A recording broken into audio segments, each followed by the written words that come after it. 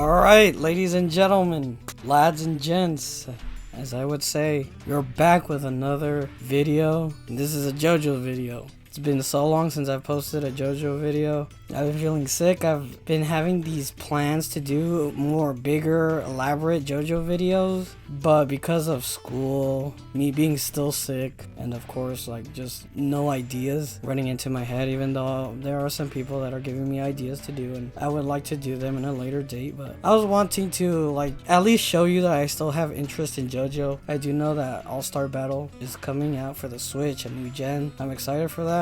But I wanted to show you guys that I still have the want to still talk about JoJo, and what better way to talk about JoJo than trying to find out what stand I would have. So right here I have this quiz, and I think there's some like answers and questions that I'm giving that I've been given, and it's talking about like what's my stand from JoJo. Of course you have part 2, which over here in the West is the most popular. Again, I'm sorry for my voice, it is horrendous, but trying to put out videos for you guys, so I hope you guys like it. So without further ado, let's start this quiz.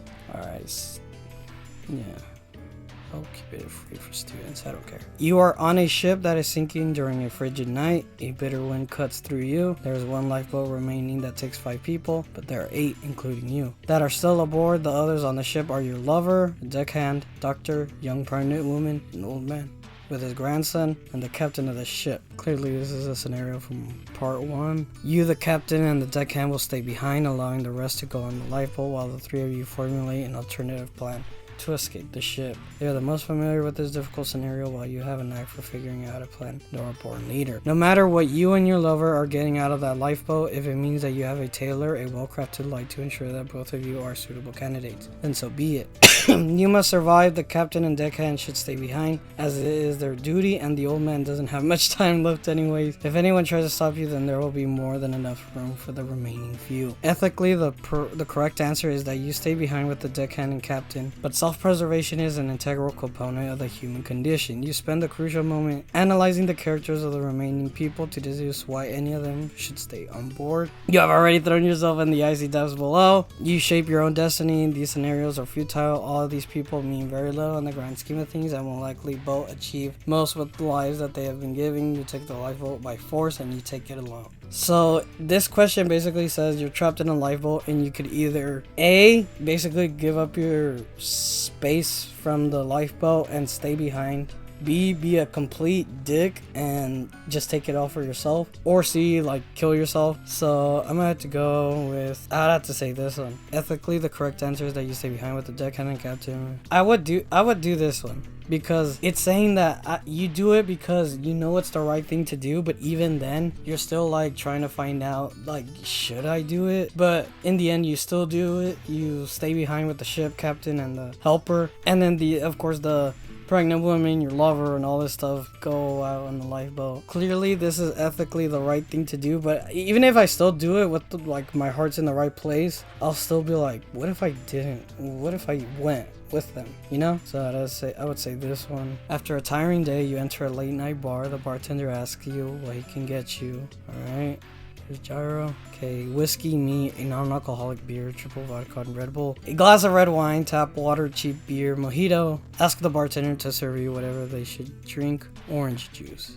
So in the making of this video, I'm underage. Well, I'm not underage, but I can't drink yet. So tap water, or ask the bartender to piss into a glass. Okay, I'm not Jorno.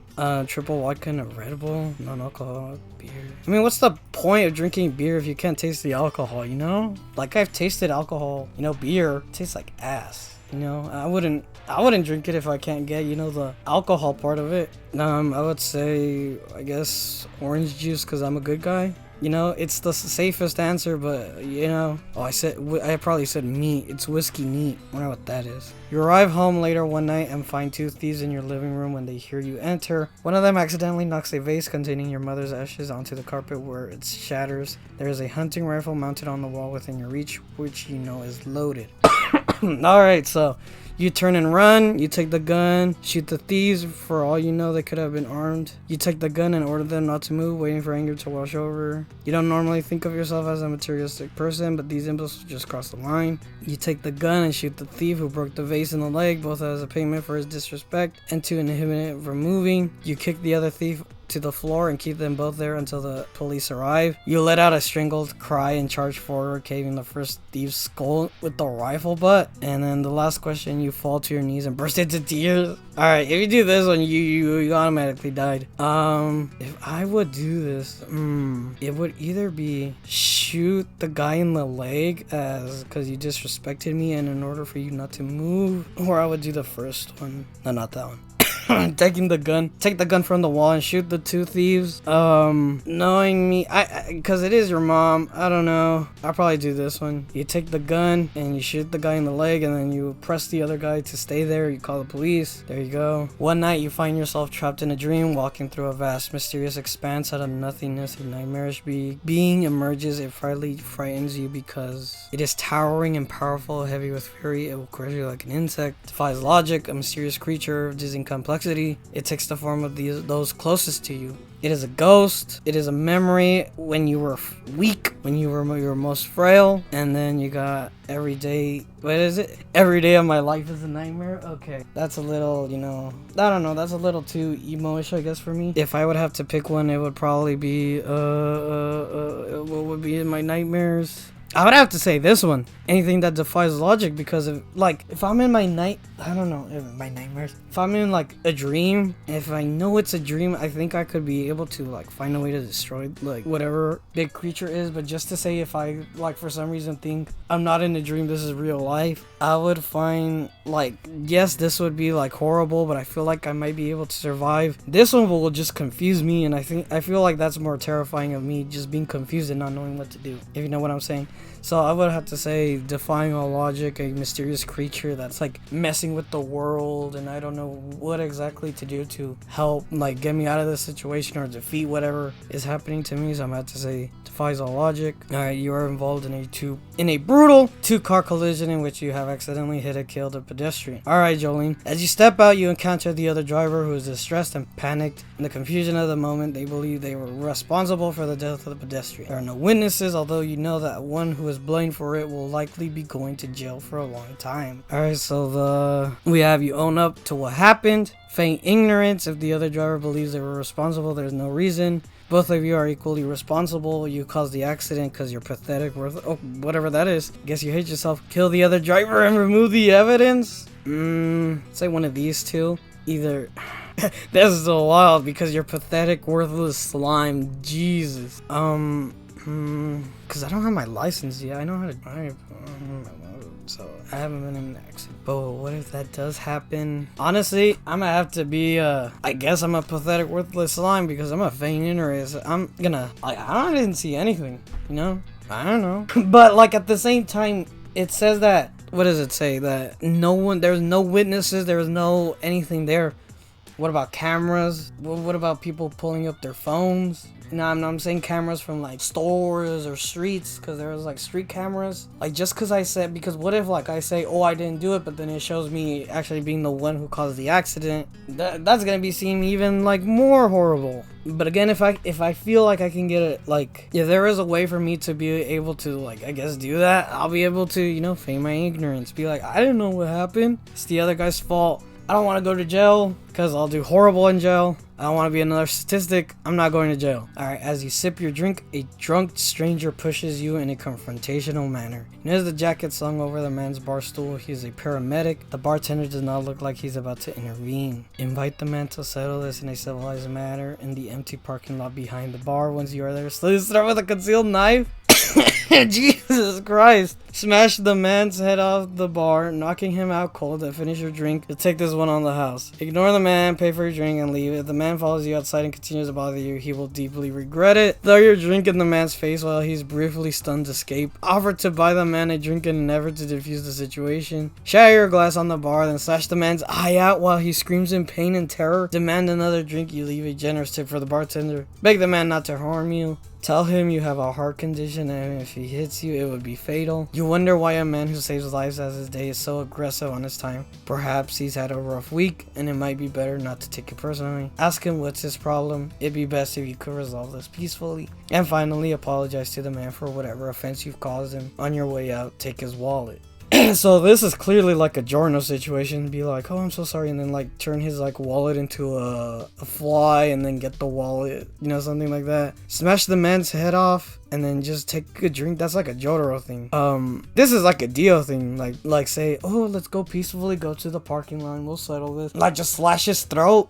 Jesus. What I would do though. Ooh, this is interesting. This because I'll be like, if this guy's a paramedic, why is he being an asshole? Because he's been dealt with serious, like, something bad. So that's probably why, but at the same time, you're disrespecting me and I don't want to be disrespected. I'm not gonna buy him a drink. Ignore the man, pay for your drink and leave. If the man follows you outside, continues to bother you, he'll deeply regret it. I mean, you gotta defend your ground. I'll probably put this one. If worst case scenario, I'd do this. But if not... shatter your glass on the bar, then slash the man's eye out. Again, Jesus. I would probably do ignore him, but most out of like 8-9 times out of 10 are probably just like, oh, this guy's probably having a horrible time, and just leave him alone. You know, anywhere I go, if someone's having a horrible time, I'll be like, you know what, if you're a dick, you know, I'm not gonna press you. Why should I even ask?